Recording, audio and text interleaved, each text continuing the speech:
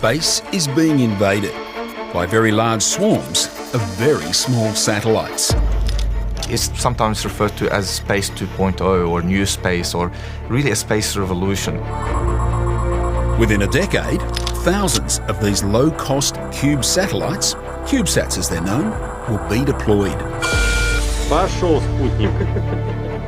The amount of things you can do with those satellites is huge. They'll image every corner of the Earth, every day, explore the Moon, Mars and asteroids, and help us understand the near-Earth atmosphere like never before. For the first time ever, anyone with a bright idea can launch it into orbit. It's going to be very disruptive to the established order. When you make something accessible to a larger community, then the richness of ideas for how they can be used explodes. Our space experts want to be part of that future, so they've joined a European-led project called QB50. It will shed light on a region of space we know little about and help us get a start in this new space race. It's not just scientific missions, they're going to be commercial applications, and there are lots of them out there waiting. Getting on board now is really, really quite important.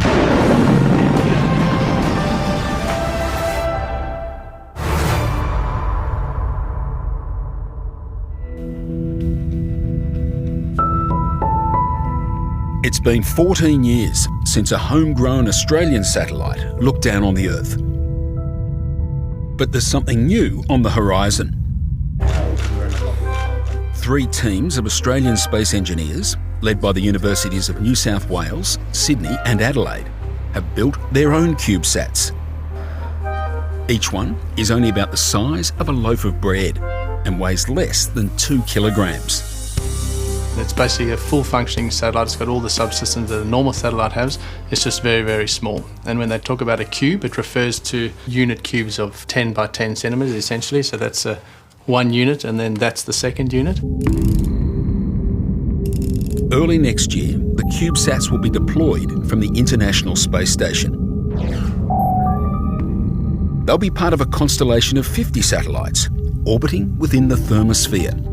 The thermosphere is a layer of the atmosphere beginning about 90 kilometres above the Earth and stretching up to 1,000 kilometres into space.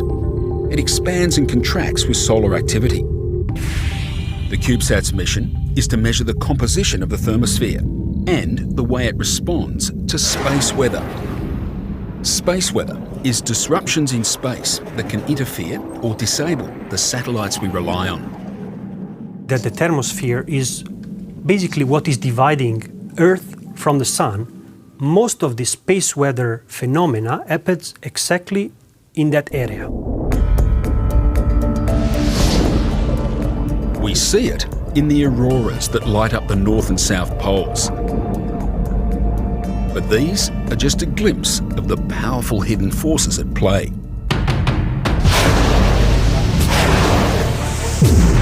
If you think about eruptions on the Sun, so we have these very fast particles, electric charged protons that are flying at hundreds of kilometers per second towards the Earth.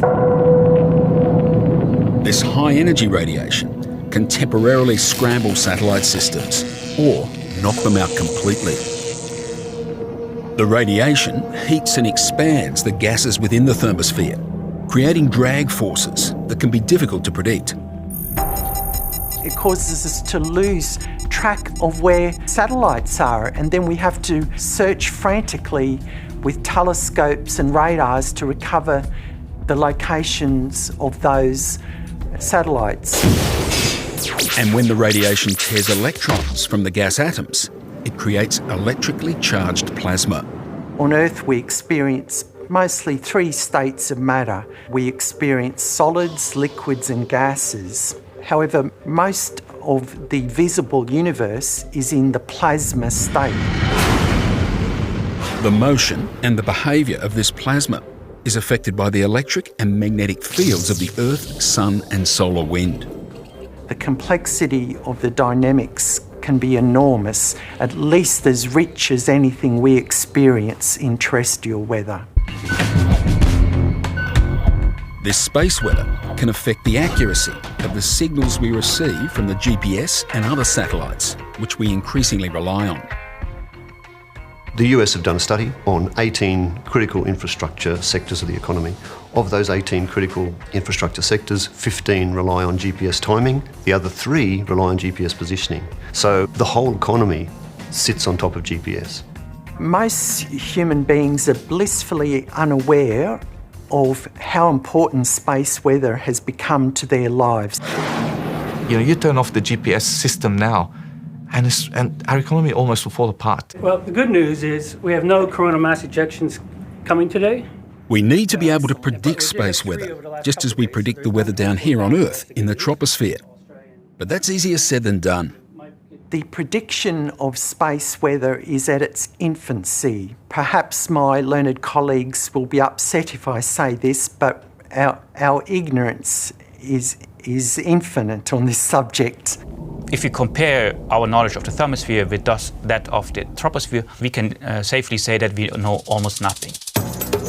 That's because our forecasts for the troposphere rely on countless current and past observations, which we can't get in the thermosphere. Weather balloons don't go high enough, and research rockets spend only a couple of minutes up there, just a few times a year. And in low Earth orbit, large satellites aren't practical. There's too much atmospheric drag, causing them to lose altitude. Who would want to spend $200 million, $300 million to put a satellite in the thermosphere when it's only going to burn up after 6 months, 12 months? With a cheap satellite, you can recruit it for a suicide mission where it's going to give you useful data that has never been collected before.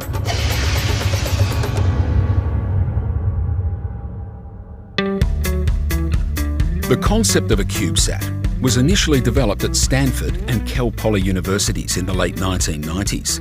I knew that in order to get them launched, the smaller you can make them, the better off you would be. So I started looking around for something that was small, but I knew I had to have a cube. Over time, the unit size has become an accepted standard, with most satellites containing between 1 and 6 units.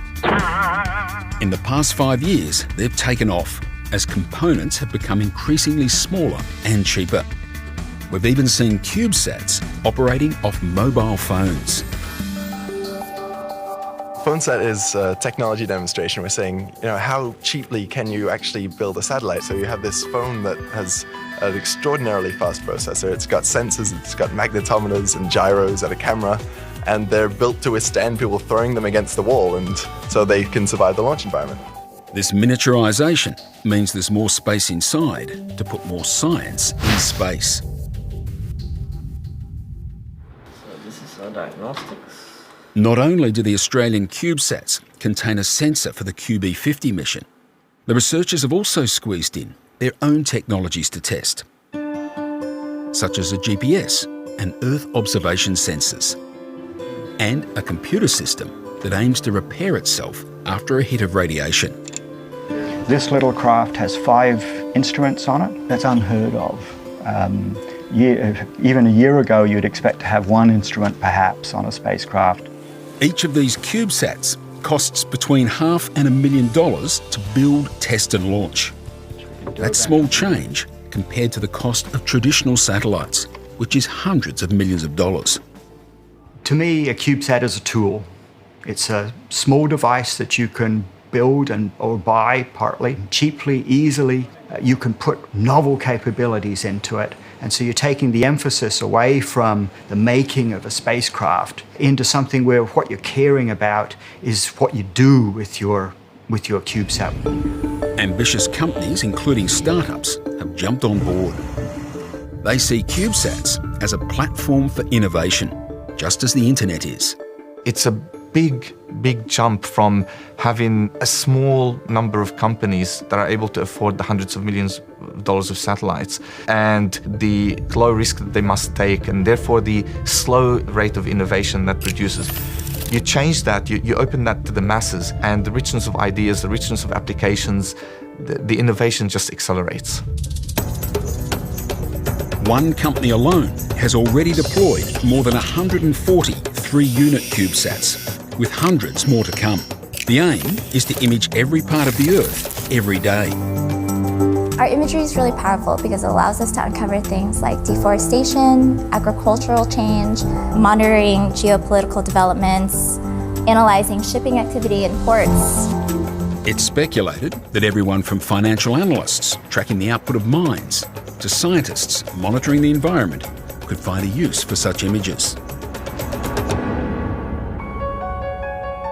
What's happening to the Great Barrier Reef? Can we actually extract information on whether the coral's healthy or whether it's in trouble? So there's a huge number of things that one can do with the data.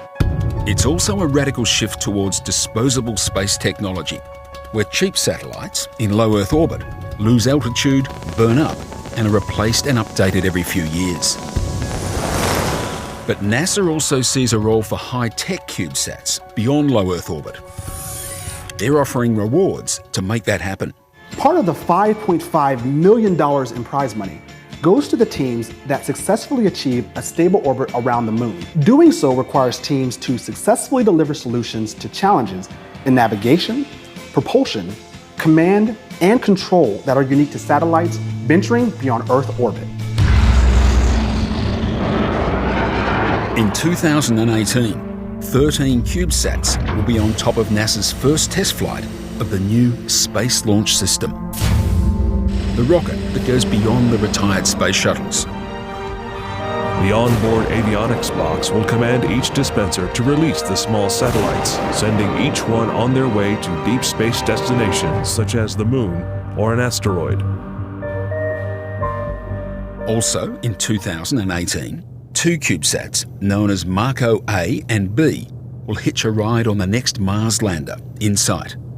InSight will separate, and soon after, each of the Marco spacecraft will also separate from the rocket. During InSight's descent and landing, the CubeSats will relay information from it back to Earth. These spacecraft, the size of a briefcase, will be the first interplanetary CubeSats, paving the way for future small spacecraft exploration.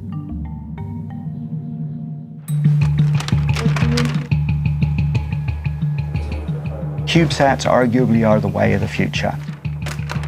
Australia hasn't built any CubeSats before, and Australia has not built any satellites at all for 15 years. So this is actually quite a big deal. I'm very much looking forward to the date of putting it in a box and sent up to the space station, basically. You know, sort of 3 years of a lot of work. The building, the testing, all of that's been done here in Australia. And to get that happening on a shoestring budget has been incredibly difficult. But it is very rewarding. I mean, we're almost there.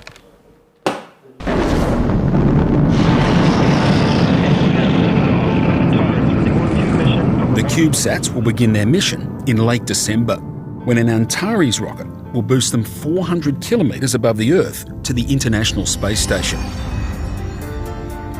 The astronauts will take these satellites, it will put them onto a robotic arm and will then eject them into space. Our CubeSats are meant to study the thermosphere, and for that they need to travel down through the thermosphere. The satellites will spread around the Earth because each satellite is slightly different to the other. It will have slightly different orbital dynamics. So what they'll be flying through is very, very dilute gas and plasma. That's going to slow them down, and then their orbit will start decaying. As they lose altitude over the course of about a year, they'll take millions of synchronised measurements of either oxygen, plasma, or the atomic composition of the atmosphere. Our sensors are high-performance sensors. They have the potential to take way more measurements than has ever been taken before. We have high expectations from the data. We know that this type of measurement, it's unique, and the type of science that will come out of it will be also unique. It really is groundbreaking. We will have a very different picture, I think, of the ionosphere and the thermosphere of Earth after QB50. We'll also be able to better predict the paths of satellites and the space junk that litters near Earth orbit. It will improve the quality of satellite signals and help deal with the dangers of space weather. And it may have already launched a new space industry in Australia. Once they get down to about 90 kilometers altitude, then they'll start burning up and our mission will be over. and burns up and evaporates, and it's 3 years of work gone. It is a suicide mission, but for a good cause.